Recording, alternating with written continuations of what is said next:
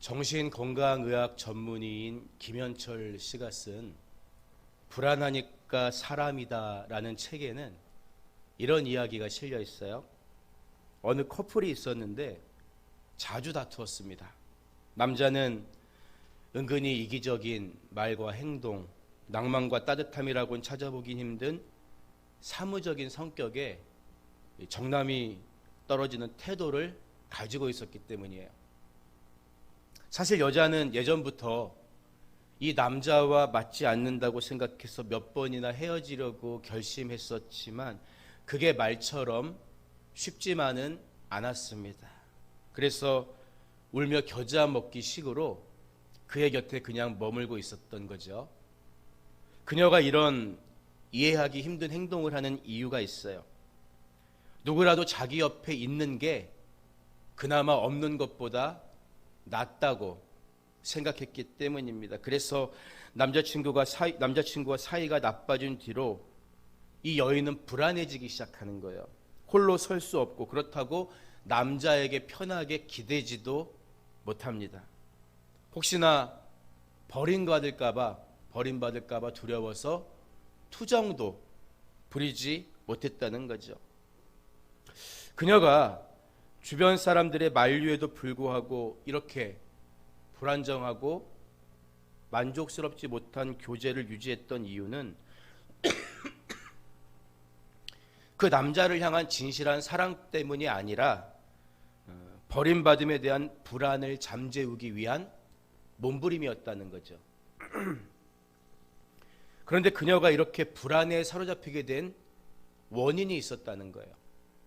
그것은 부모님이 일찍 이혼하신 탓에 어려서부터 이 집 저 집 떠돌면서 성장했다는 거죠. 친척들은 부유하긴 했지만 하나같이 냉정했던 탓에 안타깝게도 사랑을 많이 받지 못했어요. 이렇게 방임에 가까운 시절을 보내고 그런 환경에서 자란 까닭에 너무나도 예쁘고 사랑스러운 자기 자신의 모습을 바라보지 못했던 거예요. 항상 자기는 부족하고 보잘것없고 초라하다고 생각했기에 남자친구에게 실망을 반복하면서도 차마 헤어지지도 못한 거죠. 여러분은 어떠신가요? 혹시 여러분도 버림받음에 대한 두려움과 상처를 안고 살지는 않습니까? 사실 대부분의 사람들이 정도의 차이는 있을 뿐 엄마 뱃속으로부터 나온 뒤부터는 다 버림받음에 대한 불안감을 조금씩 갖고 살아간다는 거죠.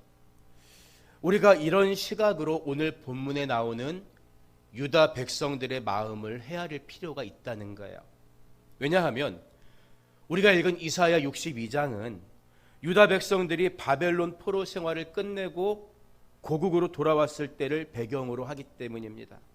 이때 그들의 마음속에는 우리는 하나님께 버림받았었다, 이런 깊은 상처가 남아 있었기 때문이죠. 여러분 생각해 보세요. 오늘날 전쟁 그러면 나라와 나라의 힘의 대결입니다.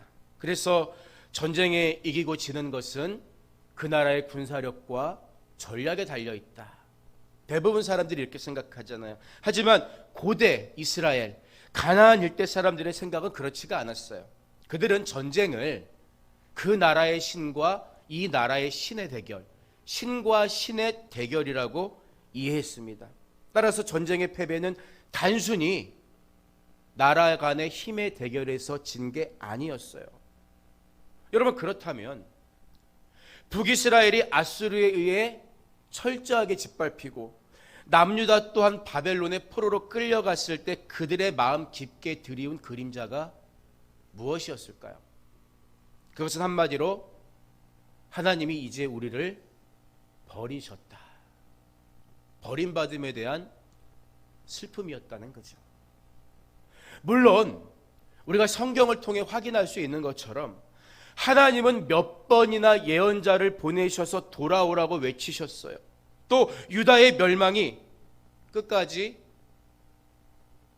돌이키지 않은 데에 대한 하나님의 징계라는 사실도 깨우쳐 주십니다. 하지만 완악한 인간의 마음은 자기의 잘못을 돌아보기보다는 하나님을 원망하는 데만 급급하죠. 그러니 여러분 생각해 보세요. 사랑하는 사람에게, 부모님에게 버림받은 것도 결코 지우기 힘든 상처인데 우리 인생의 존재의 근원인 하나님께 버림받았다고 생각했을 때 그들이 얼마나 깊은 슬픔과 절망에 시달렸겠습니까? 이처럼 치욕적인 고통과 절망스러운 상처가 나라를 빼앗긴 유다 백성들의 마음을 막 이렇게 바이러스처럼 헤집고 다니고 있었던 거죠. 그래서 우리가 계속해서 살펴보고 있는 이사야서 40장 이후부터 선포되는 말씀들이 이런 유다 백성들을 향한 위로의 말씀이다. 소망의 말씀이다. 이렇게 이해하고 성경을 읽으면 되는 거예요.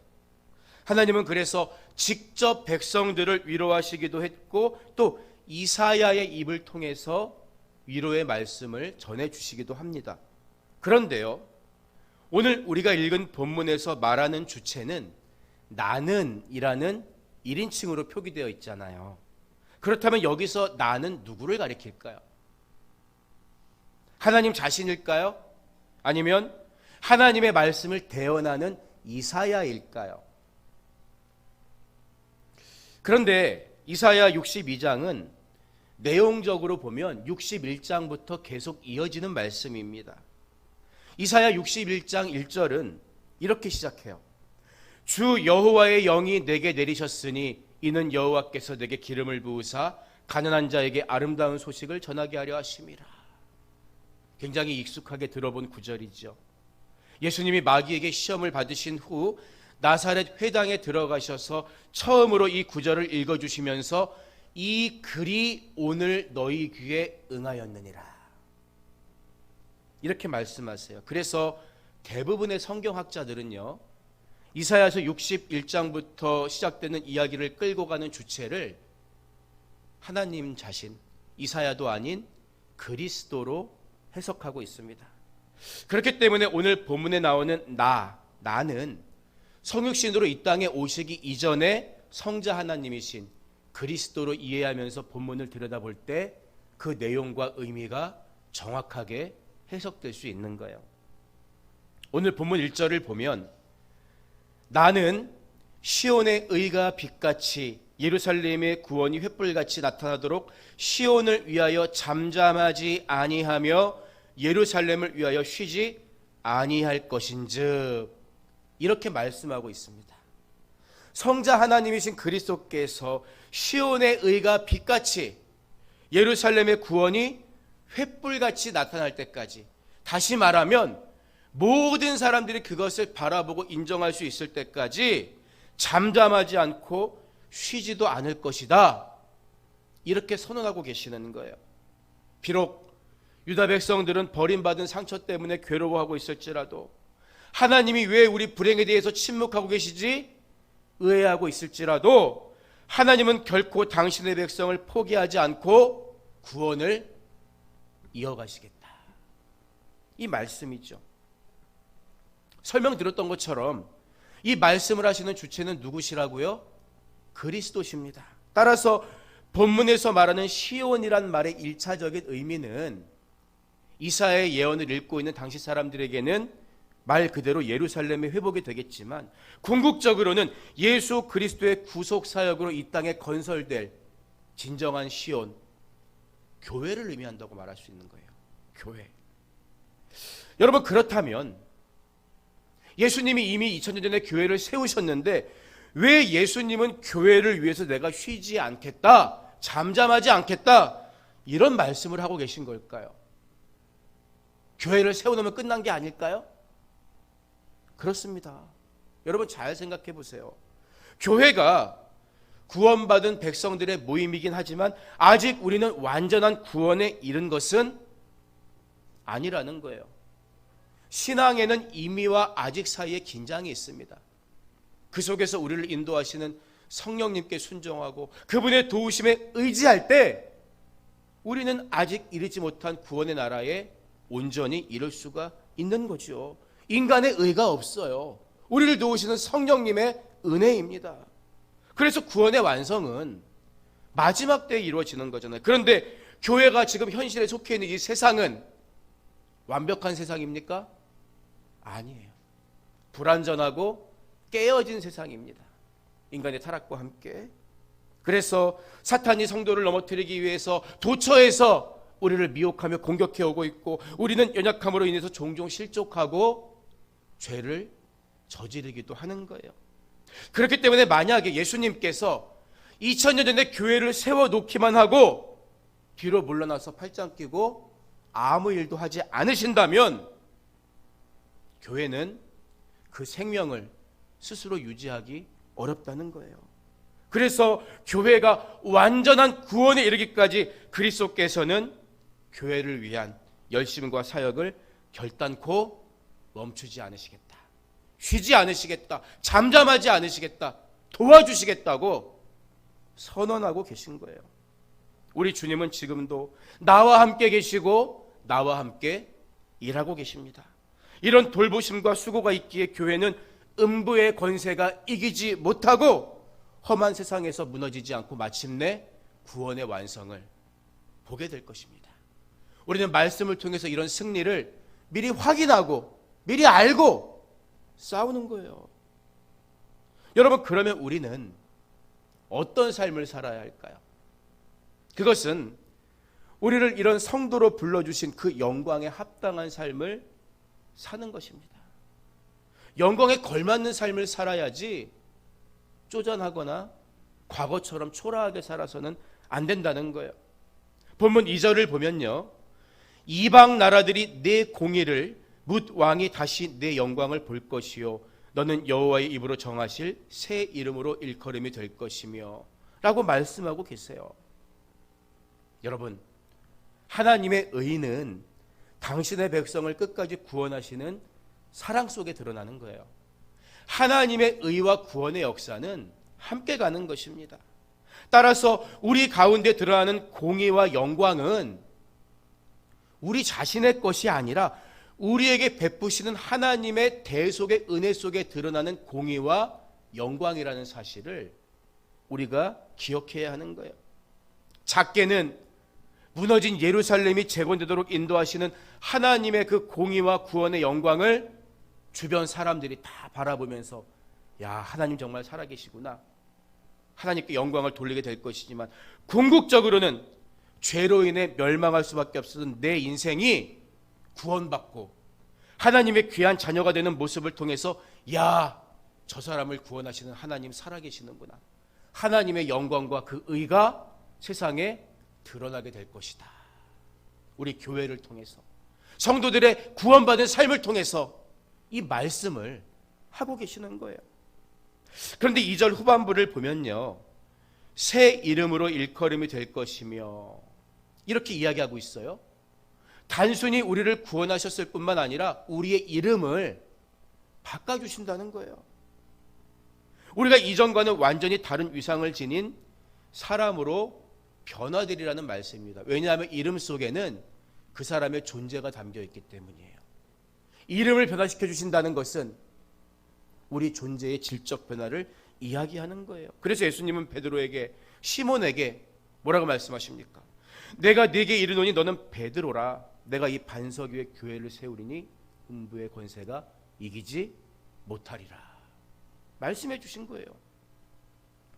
그리고 이어지는 3절의 말씀을 보면 너는 또 여호와의 손에 아름다운 관, 내 하나님의 손에 왕관이 될 것이라. 다 이게 누구에게 주시는 말씀입니까? 예수님께서 구속하신 시온, 우리 교회, 우리 성도들에게 주신 말씀이에요. 교회와 성도들의 높은 위상을 너무나 명료하고 분명하게 비유로 말씀해 주신 거죠. 여러분, 왕관이 왕에게 어떤 의미가 있는 존재입니까? 왕관. 왕관은 그 왕의 모든 영광을 상징하는 거예요. 그래서 왕의 가장 꼭대기인 머리에다 씁니다. 왕관을 발에 걸치는 왕이 있습니까? 아니에요. 왕의 실권을 상징하는 게 왕관에 있습니다. 그런데 우리가 하나님 손에 들린 왕관과 같다는 거예요. 왕관과 같다. 하나님은 교회인 저와 여러분을 당신의 영광의 관으로 삼아 쓰기 위해서 그 손에 들고 계시다. 예수님께서 이렇게 말씀해 주고 계신 거죠. 몇 년 전 뉴스에서 스웨덴 왕실을 대표하면서 대대로 전해지는 왕관이 도난당한 사건에 대해 기사로 뜬 적이 있었어요. 수사당국이 얼마나 열심히 찾았겠습니까? 국보급인데.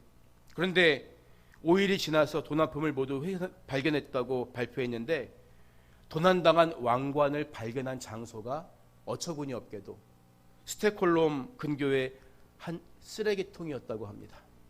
왕관을 처분하지 못해가지고 쓰레기통에 버린 거예요, 그냥.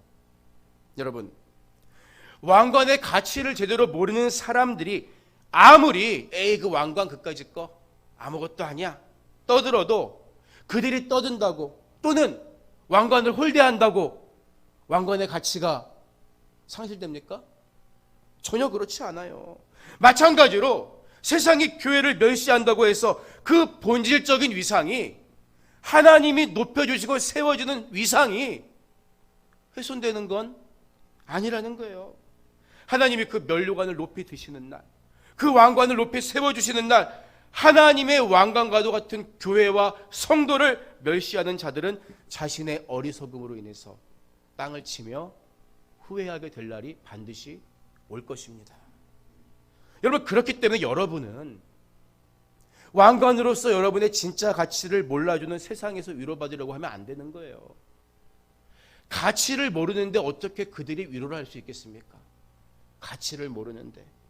그래서 우리의 가치를 그렇게 매겨주시는, 여러분을 왕관처럼 높여주시는 하나님 안에서 위로받기 위해 힘쓸 때 진짜 위로가 임하는 거예요. 엉뚱한 데 가서 위로받으라고 해봤자 여러분의 진짜 가치를 모르는 사람은 진정한 위로를 할 수가 없는 것입니다. 여러분, 그래서 본문 4절의 말씀을 보면요, 다시는 너를 버림받은 자라 부르지 아니하며 다시는 내 땅을 황무지라 부르지 아니하고 오직 너를 헵시바라 하며 내 땅을 뷸라라 하리니 이는 여호와께서 너를 기뻐하실 것이며 내 땅에 결혼한 것처럼 될 것임이라. 이렇게 말씀하시죠. 여기서 헵시바란 말의 뜻은 나의 기쁨이 그녀에게 있다. 낭만적이죠. 그런데 이 표현을 주님이 당신의 몸된 신부, 우리 교회와 성도들을 향해 해주시는 말씀이에요. 헵시바, 나의 기쁨이 그녀에게 있다. 이것은 신랑이 신부에게 주는 최고의 찬사입니다. 정략 결혼이 아니에요. 가문 보고 마지못해 하는 결혼이 아니에요. 나의 모든 기쁨을 그녀에게 줄 만큼 나는 그녀를 사랑해서 아내로 맞이한다는 뜻이죠. 그리고 이어지는 뷸라라는 말은 히브리어로 결혼한 여인이란 뜻입니다. 황폐했던 예루살렘이, 시온이 결혼한 여인처럼 신랑의 지극한 사랑을 받고 완벽한 보호를 받고 복을 누리는 그런 복된 땅이 될 것이다. 이런 선포입니다. 이전에 시온은 버리운 자라는 뜻의 아주바라고 불렸어요. 헵시바와 대조되는 개념이 아주바란 말이죠. 우리 성경에는 버림받은 자라고 했는데 이 말이 히브리어로 아주바입니다. 아주바라고 불려진 이유가 무엇 때문이에요? 그것은 신랑 되시는 하나님을 배반하고 떠나갔기 때문에, 하나님을 버렸기 때문에 그들도 하나님께 버림받았다는 거예요. 하나님은 이스라엘을 신부로 택하시고 유일한 사랑의 대상으로 삼으셨지만 이스라엘은 그런 하나님의 사랑을 배반하고 다른 남자, 곧 영적 우상을 섬기며 행음하게 됩니다. 그래서 그들은 신랑 되신 하나님께 버림받고 황무지와 같은 신세, 버림받은 자, 아주바로 전락하고 만 거예요. 여러분, 그런데 이것은 유다 백성들만의 모습일까요? 그렇지가 않아요. 하나님의 형상대로 지음받고도 죄로 인해 사망에 이르게 된 하나님과 멀어진 우리 인간의 모습이기도 합니다. 그런데 하나님은 시온을 향해서 다시는 아주바와 황무지라 부르지 아니하고 이제는 내 이름을 헵시바와 뷸라라고 부르겠다고 하신 거예요. 이게 무슨 의미일까요? 하나님을 떠나서 황무지처럼 아무 소망도 가질 수 없는 처지가 된 이스라엘을 다시 회복시키셔서 당신의 아내로 삼고 그들을 당신의 기쁨의 대상으로 삼아주시겠다는 거예요. 우리를 구원하시고 그리스도의 신부로 삼아주신 주님께서는 두 번 다시 여러분의 인생을 황무지처럼 내버려 두시지 않겠다는 거죠. 시온 곧 교회와 성도들은 그래서 더는 버림받은 자가 아니라 주님의 기쁨 헵시바로 서게 된다는 것입니다. 여러분, 그렇다면 하나님은 도로 얻은 이 신부를 얼마나 기뻐하고 사랑하실까요? 5절을 보면요, 마치 청년이 처녀와 결혼함 같이 내 아들들이 너를 취하겠고 신랑이 신부를 기뻐함 같이 내 하나님이 너를 기뻐하시리라, 이렇게 말씀하십니다.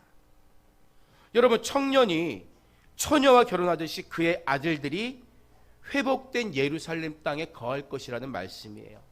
1차적으로 이 말씀을 읽고 있는 유다 백성들에게, 더 나아가 궁극적으로 하나님께서 신랑이 신부를 기뻐함 같이 구원받은 그 백성들을 기뻐하실 것입니다. 여러분, 그런데 사실 이스라엘 백성은 처녀라고 말할 수는 없어요. 이 처녀의 원어를 보면 한 번도 결혼한 적이 없는 그런 여인을 가리키는 단어거든요.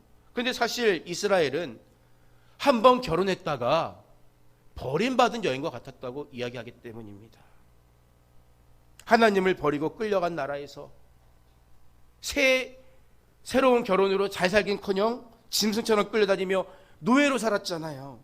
그런데 하나님이 그들이 너무 예쁘고 좋아서 어찌할 바를 모르는 신랑처럼 처녀를 맞이하듯이, 결혼한 적이 없는 처녀를 맞이하듯이 기뻐하고 사랑해 주신다는 거예요. 그래서 마치 한 번도 하나님을 떠난 적이 없는, 영적으로 죄를 지은 기억조차 다 잊어버리시고 죄를 짓지 아니한 처녀인 것처럼 회복시켜 주시고 다시 맞이한다, 그런 기쁨으로 충만하다, 이렇게 말씀하고 계신 거예요.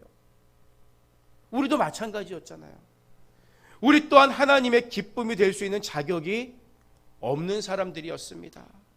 도저히 그리스도의 신부가 될 수 없는 죄인들이었죠. 그러나 하나님이 값없이 의롭다 여겨주시고 한 번도 죄를 지은 적이 없는 순결한 처녀처럼 우리를 그리스도의 신부로 맞아주신 거예요. 그래서 우리는 더 이상 버림받은 아주바가 아니라 하나님이 기뻐하시는 헵시바가 된 것입니다. 예수님께서는 너는 내 기뻐하는 신부 뷸라라고 우리를 세워주시죠.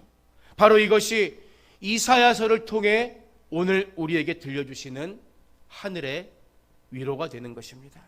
아무리 초라하고 아무리 부족하고 못나 보여도 여러분은 하나님이 기쁨을 이기지 못하실 만큼 사랑하는 존재이고 하나님의 사랑받는 아내라는 것을 확신하면서 어떤 두려움도 떨쳐버리시기를 주님의 이름으로 축복합니다.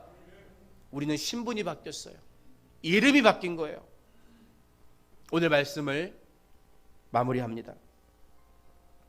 우리들이 애송하는 시 중에 김춘수 시인이 쓴 꽃이라는 그런 시가 있죠. 내가 그의 이름을 불러주기 전에는 그는 다만 하나의 몸짓에 지나지 않았다. 내가 그의 이름을 불러주었을 때 그는 나에게로 와서 꽃이 되었다. 이름이 없을 때에는요, 언제 피었다가 지는지도 모르는 의미 없는 존재에 불과했습니다. 그런데 이름을 불러주니까 그때 비로소 의미 있는 꽃이 된 거죠. 마찬가지예요, 여러분. 우리가 하나님을 모르고 살 때에는 멸망을 향해 가는 의미 없는 인생을 살았을 뿐입니다. 하지만 하나님이 내 이름을 불러주시고 헵시바와 뷸라로 새 이름을 지어주셨을 때 우리는 비로소 하나님 앞에 사랑스러운 존재요 의미 있는 꽃과 같은 인생으로 바뀐 것입니다.